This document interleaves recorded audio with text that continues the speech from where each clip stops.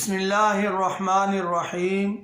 السلام علیکم ورحمۃ اللہ وبرکاتہ۔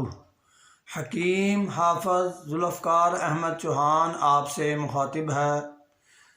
ارشاد نبوی ہے، الطہور شطر الایمان، طہارت ایمان کی شرط ہے۔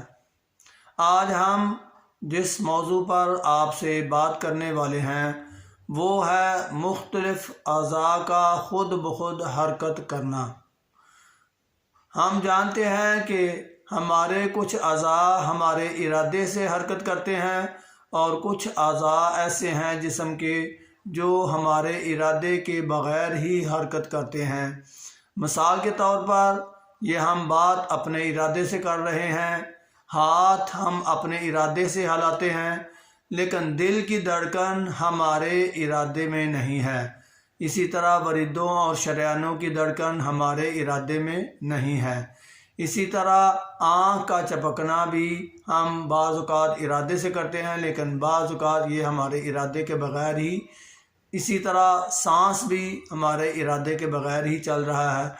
یعنی کہ بعض اعضاء جسم کے ایسے ہیں جو ہمارے ارادے سے حرکت کرتے ہیں اور بعض غیر ارادی طور پر حرکت کرنے لگتے ہیں۔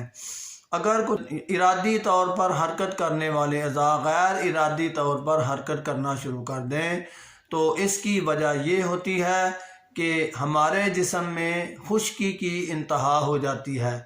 یعنی بعض اوقات خشکی گرمی اور بعض اوقات خشکی سردی کا ہمارے جسم میں زیادہ غلبہ ہو جاتا ہے، جس کی وجہ سے یہ مسئلہ ہوتا ہے۔ تو بعض اوقات ہم نے دیکھا کہ بعض مریض ایسے ہوتے ہیں کہ ان کے ہاتھ خواہ مخواہ حرکت کرنا شروع کر دیتے ہیں۔ بعض کا تو جسم پورا ہی حرکت میں آ جاتا ہے، جسے آپ راشا کہتے ہیں، اور بعض ہلکی پھلکی جیسے آنکھ کا پھڑکنا یا جسم کا کسی جگہ سے پھڑکنا شروع ہو جاتا ہے۔ یہ ساری چیزیں جو ہیں وہ خشکی کی ہی علامت ہیں۔ تو ہمیں اس کا علاج کیا کرنا چاہیے اور اس کی دوا کیا ہے، تو وہ میں آپ سے ذکر کرنے والا ہوں۔ سب سے پہلے تو آپ یہ یاد کر لیں کہ اس میں ٹھنڈی چیزیں، کول ڈرنکس اور یہ جو ہمارے فاسٹ فوڈ ہیں ان سے تو اوائڈ کر لینا چاہیے فوری طور پر۔ اور کھانے کے لیے بہترین جو چیز ہے وہ چھوٹا گوشت ہے اور اس کا شوربہ ہے، یا پھر چھوٹے گوشت میں کدو، ٹینڈے، شلجم، گاجر، کالی توری، یہ سبزیاں ہیں۔ ان میں سے کوئی ایک سبزی آپ ایڈ کر سکتے ہیں۔ مسالے کے طور پر آپ نے کالی مرچ، نمک، ادرک، ہلدی، لہسن، زیرہ سفید اور کالی مرچ کے بجائے آپ سبز مرچ بھی استعمال کر سکتے ہیں، لیکن سرخ مرچ، پیاز، ٹماٹر سے انتہائی اوائڈ کرنا بہتر ہے، بلکہ ضروری ہے۔ دوائی کے طور پر اگر ہم آپ سے ذکر کریں تو اس میں 3 چیزیں آپ پاؤڈر استعمال کر لیں۔ ایک تو اجوائن ہے، ایک پودینہ ہے، اور ایک اس میں آپ سنا مکی کا اضافہ کر لیں۔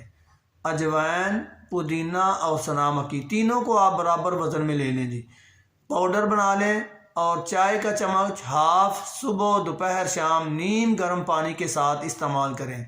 یہ جو خود بخود اعضاء کا حرکت کرنا، آنکھ کا پھڑکنا یا کہیں سے کسی جگہ پر ماس کا پھڑک جانا، یہ ایسی چیزیں ہیں کہ اس دوائی سے، اس علاج سے یہ بالکل ختم ہو جائے گا۔